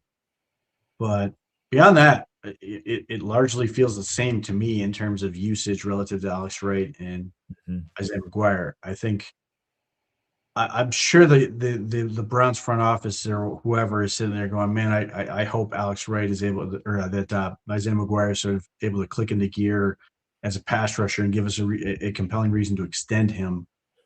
Because he's a good run defender. He does a lot of things right. And you're just sort of hoping that this is it. This is the year. It's going to, because he's 24 now. I mean, this is what happens when you get these guys and you draft them 21 years old. You're like, man, it feels like this guy's been in the league for, he's 24. And in a league where people are being drafted at 24. So there's an element of you want Isaiah McGuire to take that next step. And you also can sort of sit there and go, well, he's also 24, so you'll be patient with him. But yeah, those guys are still going to rotate. Those guys are still going to be big. I mean, the nice element of it is they are so similar in skill sets. It's very for better and worse that it's very easy to sort of go, well, we can mix and match pretty easily. You still think there's a solid chance that they get a edge rusher to come in and complement these guys a little bit? Somebody with maybe a little more zip, a little more bend? I mean, I would like to do that. I don't know I mean, I'm sure. Look, the Browns are going to look at it. It's a question Yeah. of Who's available? what's out there and who's interested, and it's that I can't sit here and go they're just going to be satisfied with what they have. I just don't think that they're of that mindset. They don't have somebody who's clearly stepped up to replace what they lost. To the Falcons, obviously they lose Myles Garrett. Jared Verse is a very, very good player, but either way, you are still down relative to those two players going and Jared Verse coming in. So, yeah, that's going to be a big, big question for them to answer. I expect they're at least going to poke around and see what's out there, whether or not it yields anything. And that, again, that could be a thing where they have a player they like and trade for somebody that somebody else is giving up on or something along those lines. Maybe there's a world where that makes sense. What do you think about this name? I mean, I don't know if Hassan Riddick necessarily brings the juice at this point in a way that's meaningful, but he fits the style that I would like to add to this group. And Yeah. maybe you get a little bit more out of him just by virtue of saying, you're just coming into your pass rush. We're not going to ask you to do anything else. Hassan Riddick can do that. He might be a pretty good fit for what Mike Rutenberg likes to do. So I could see it. I don't know if that's necessarily the guy or if there's somebody else out there. Yeah. I know people are going to be like, well, Joey Bosa. Well, okay. I don't know that that's necessarily realistic. Maybe Hassan Riddick is. Well, P went to Ohio State. Makes sense to me. Yeah. Well, he certainly seems to love Ohio now and definitely doesn't want to be somewhere like California. Yeah. Agreed with that. Let's talk about defensive tackle because I'm like low key, like super concerned with defensive tackle. You got Mason Graham in a walking boot. You got Mike Hall's got some wonky knees, and his off field is always interesting and scary and all that fancy stuff. And then Malik Collins is coming off an injury, and now we got Kalia Davis. We have a part-time player in Aiden Huntington, maybe a part-time player in Tyreek Sapp. What are you thinking of our boy Elijah Chapman, who we just brought in, right, from the Giants, undersized guy? He's very undersized. Yeah. Well, I mean, it doesn't make you feel great that they finished the mini camp and OTAs with Kalia Davis, Malik Collins. Well, Malik Collins was already out, and Mason Graham all not practicing. So Mike Hall and some of those other guys got a million reps on the inside. And if you sit there going, well, I'm worried about Mike Hall's knee. Well, he did them all and seemed to have come out well. It seems like whatever they did in terms of a brace seems to be agreeing with him. Obviously, you would like that knee to be as healthy as possible. Hopefully, he can get healthier by the time he comes back to camp because he's only 23 now. He's obviously a young guy you'd like to hope that he's got a long future in front of him. The biggest thing is just that whether it's Mike Hall needs to sort of be the dude that they drafted him to be. They need that. Yeah. Mason Graham obviously needs to take a big step and be that guy. But Kalia Davis I think it's just a 1-year deal. And Malik Collins, it's a 1-year deal. Mm-hmm. So is Sam Kamara going to make this team? I doubt they like him. He's been there. He's been there forever. It feels like. Here's the thing with Sam Kamara. Unless Jim Schwartz has a job by the time the season starts, nobody seems to care that Sam Kamara gets cut and put on the practice squad about 17 times a year. Yeah. So, I mean, and there's a weird thing to that where you sit here and go, well, we've cut you like 7 times and nobody seems to grab you. So we're going to cut you and put you on the practice squad. Like, it sucks for guys like that, but there seems to be no fear. Hey, man, practice squad's still a job. It is that. Now, it's iffy. And that's the thing is like when we get pads on, like obviously Aiden Huntington last year was like a sensation in preseason and some other stuff. Yeah. He didn't really stand out in OTAs. And again, don't have pads on. Hopefully that's going to change. I'm hoping, I asked Jacques Césaire like about Logan Fano and Tyreek Sapp, and he basically didn't have much to say, which based on the fact they haven't had pads on yet. I'm hoping that when we get pads on, those guys are going to pop and do some stuff. Now, obviously, Tyreek Sapp is a very physical human being. Yeah. Logan Fanger is more of a hands player, technique guy. So maybe that's true that those guys will be better with pads. But like, it does raise some questions in terms of, do they have enough? Hard to say that you feel great about it right this second. Yeah. Again, could they bring in something else that's going to sort of make you feel better about it? I don't know. But like, yeah, you sit there and you go, the last guy in that room does not make you feel great about the situation right now. Yeah. Well, I feel like we can safely say you've got tight end, you've got defensive end, defensive tackle, and corner. I think those 4 positions are very likely to have the final player on that depth chart plucking off another roster on final cut down time. You know what I'm saying? Like we'll fill those positions then, because I look at the idea of Sam Kamara making this team, and like you said, they cut him a half dozen times every year and put him on the practice squad. They're likely to do that same thing and try to, do better coming out of the cut down day, Yeah, I sit there longingly looking at these tryouts from Nigeria and the international path. Why can't we have the 6'6", 270-pound Nigerian defensive end to come try out for the Browns? Yeah, who was the guy that got drafted that had like 4% body fat at like 6'6", 315 pounds? I don't know if his last name's Orr. Regardless, the Eagles drafted him. Of course they did. There's Howie. Howie's he's a trickster. That Howie, he's good. Yeah. All right, well let's look at linebacker, because linebacker's thin. It's top heavy, right? We love Schlesinger, we love Williams. I've never seen a linebacker room ever. What's that? No linebacker room has ever been thin. Well, yeah, because linebacker's like running back. Like you can find it is. Yeah. I mean, the thing is, like, after it's Carson Schweitzer and Quincy Williams are dudes, and you sit there and go, and everything else is what else are you going to get out of this group? Obviously, last year we were really intrigued by Buki Watson. He was having a really strong camp, really good preseason. He got hurt. He's back. He seems to be healthy and operating and doing all those things. Is he going to be able to sort of reclaim that element and potentially give them another big body physical presence? That would certainly be useful if they really, for when they need a sandbacker. He's the one guy that sort of profiles to fit that position. Obviously, Justin Jefferson is young, rookie, and very small, and he's getting a lot of coaching. Which, is to be expected from a rookie. Some of that is he's playing so fast that it's too fast at times, and he's overplaying things, but he's just got to, hopefully he's going to pick that up and get better and do those type of things. Nick Herbig is not going to shake loose from the Steelers. Yeah. Did he sign an extension? Yes, he got paid $100 million. Yeah.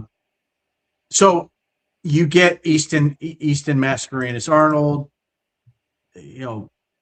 He's interesting. Obviously, they liked him enough last year. He's a special teams guy. They liked that he was smart.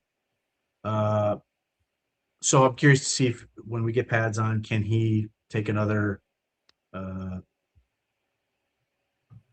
is he going to be able to take a big step forward?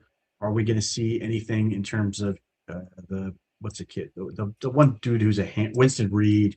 Yeah, who I like. He's a stick of dynamite. He's another guy where, like, what he's doing probably isn't going to register much until he's able to hit it. That's what he does. Reed Carrico, I don't know a whole lot about, other than he looks very odd in a 38. That's the kid from West Virginia, right? Yeah. Yeah. Yeah. So, they again, it's nondescript names at a position where, one, they have the two things they need, which are two dudes, and then they've got a bunch of role players that they've got to figure out. Oh, they also have Edifwan Ulo Foshio, who's been in and out of this team at various points, who's got size out of Washington. Regardless, they've got the two dudes, and the rest are role players, and they got to figure it out. Now they've got two really, really, really good linebacker coaches on this team between Rutenberg and Jason Tarver. So I don't worry about that position at all. I've seen Jason Tarver pick dudes up off the street and get them to beat the Baltimore Ravens. So I do not worry about that position. I never fret about linebacker, and the fact is that they've got two dudes who are really, really good front line anyway. All right. Well, let's talk about corner. We always talk about how corner is going to be addressed next year, right? That's like a glaringly obvious position that they're going to have to put some assets into next year. But we've got two guys that are genuinely very, very, very good football players, Denzel Ward especially. How much longer are we going to have Denzel in Cleveland? I mean, I know everything publicly on the surface right now. He doesn't want to leave. They have no interest in moving him, yada, yada, yada. It's a big contract and an aging player. I'm always concerned about that. I'm always, because I certainly don't want to lose Denzel, but I feel like the writing's on the wall that it might be on the horizon. I suspect he's going to be here till he retires. Which may be in 2 years when his contract runs out. Mm-hmm. He is under contract for $20 million this year, $20.5 million next year. I don't know, the scenario in which I see, only scenario which I could see trading him would be near the trade deadline. The season has gone badly, and there's a team that's really, really desperate for corners and are willing to pay a decent amount to get Denzel Ward. Beyond that, I just don't see it. I don't know that he has much value. I don't know that there are a whole lot of teams that are going to want him because he's very scheme specific. There are risks with him, but like, I'm not convinced he's worth much to other teams. And I suspect when you weigh what is he worth to the Browns versus what he's worth to other teams, he's going to be worth more to the Browns. He's worth more to the Browns. And even if he, so I could easily see him play out both these last 2 years and then retire. And you don't think a team would want Denzel Ward, or especially? I think they would. I just think the what they're willing to give up may not be what we want or what we would need in order to move off of them. Like, let's just say, for the sake of argument, I'm not saying this is real or whatever, but let's say somebody offers a fourth round pick for Denzel Ward. Like, yeah, you can sit there and go, okay, I'll take the fourth round. Like, on some level, it feels like kind of insulting to be like, we're shipping a guy who we think is like, a huge component of the team. We're willing to take a fourth round pick. Like, it's tough. It's tough where you sit there and go, it's got to be a real deal. Like, if it's a third round pick or better, okay, I can see it. But if it's a fourth round pick, I mean, I think the Browns might be just like, unless Denzel Ward is like, please get me out of here. I want to go. I want to try to win this thing or whatever. I think there's an element where you sit there and you go, you take this guy who will, if he plays all the way through 20, he would be here 10 years in all, and has the fourth pick of the draft and all these things. He's made Pro Bowls and everything else, and he's going to be such a big part of your organization. If you trade him for basically like pocket change, it feels like you're insulting him at some certain point. And you'd have that conversation with him and all those things. But like, I could see where like, hey, the Browns are trading Denzel Ward for a fourth round pick, and people are just like, you did what? Like, he's worth more to us than that. Like, I mean, even the Nick Chubb thing, there are people who are like desperate to sign Nick Chubb just to watch him like not do anything here. Yeah, no, for sure. And look, I get that, and I can understand the element of the fan base that would be like, well, I'd rather get something for him rather than nothing. But to me, if he wants out, you move him. But it's tough though. It's tough though, because I hate paying premium dollars for that position. I hate it. Give me all my assets in the front four and let everybody else have an easier job behind them. That's just how I view it. But that's not how this defense works. If you're gonna play heavy man coverage with your corners, and you're gonna say you guys are playing on an island, Yeah.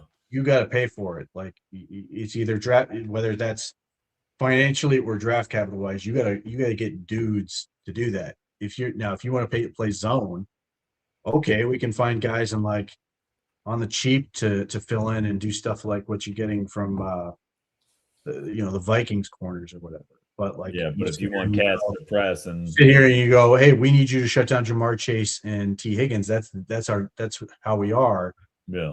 Those guys cost money, and obviously, if they trade Greg Newsom, they bring in Tyson Campbell. Like I love where Tyson Campbell money at, but like we'll see where that comes to. Maybe they're just going to try to bring in younger guys at that point, but like yeah, you've got to pay for that type of player. Yeah. Well, and look, that makes sense.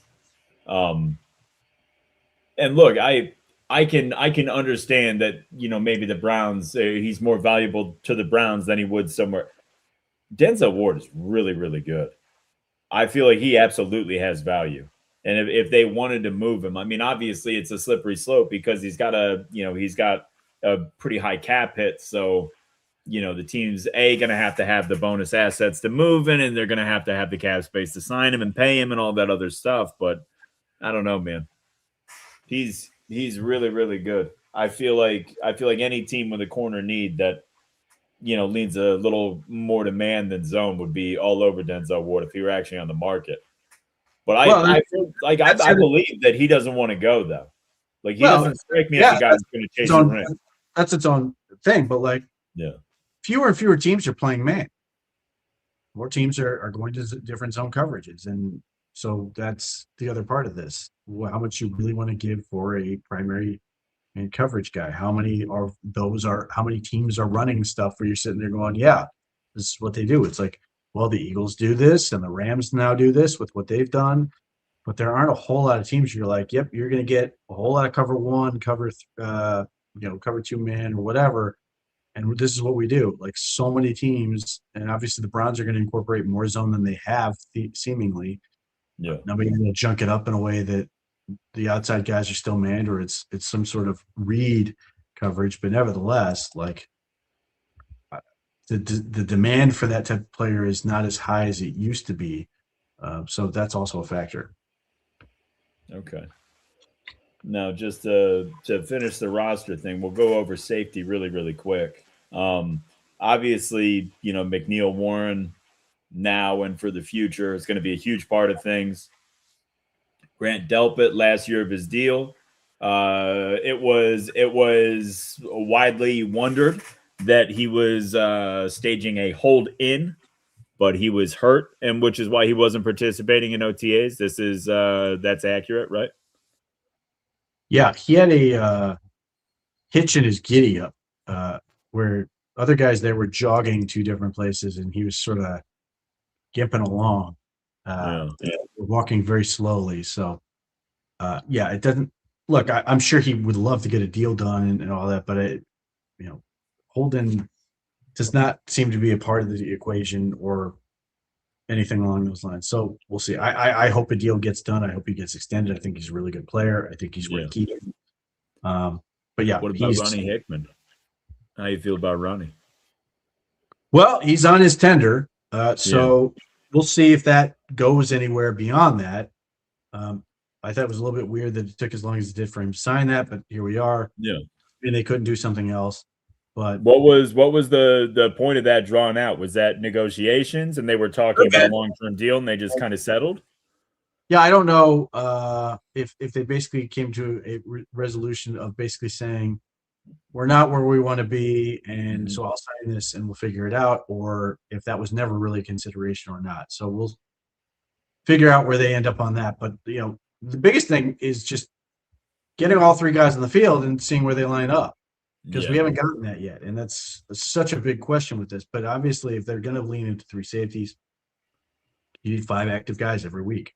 So you are counting on more than just those 3 to be effective. So you need whether it's McMillan and Edmonds, who got a ton of reps by virtue of guys not being able to practice, or Zion Washington when he gets up and running in pads that's able to make a difference, or somebody else.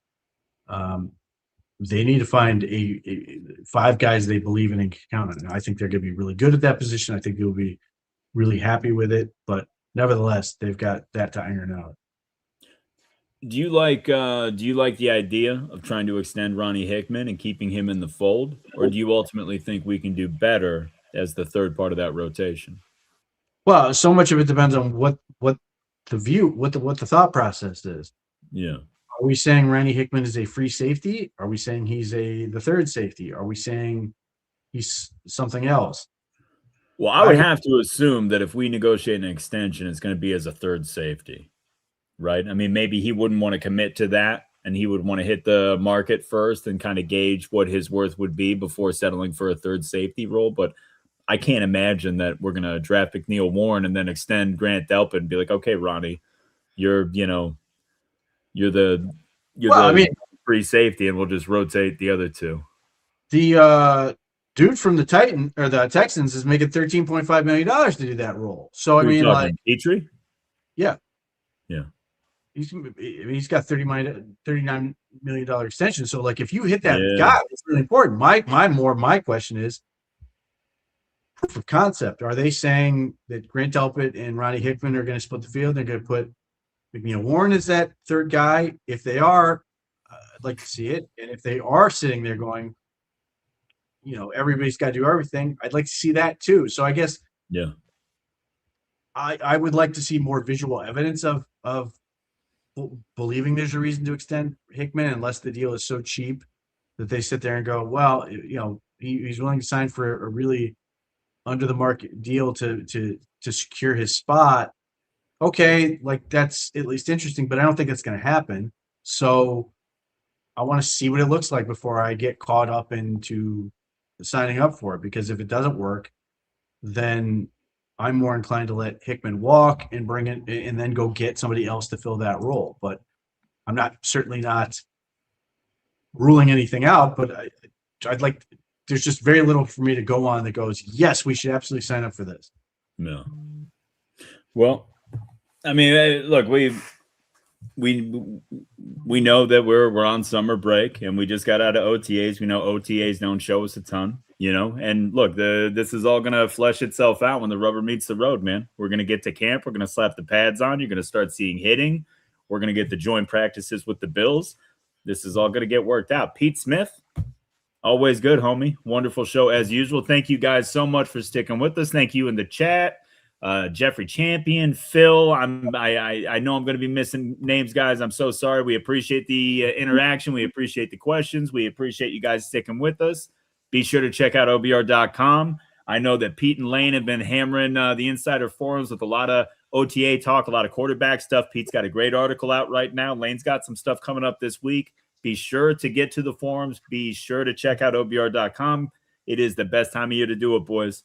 Pete Smith, always good, homie. Have a wonderful week. We'll catch you guys next Tuesday.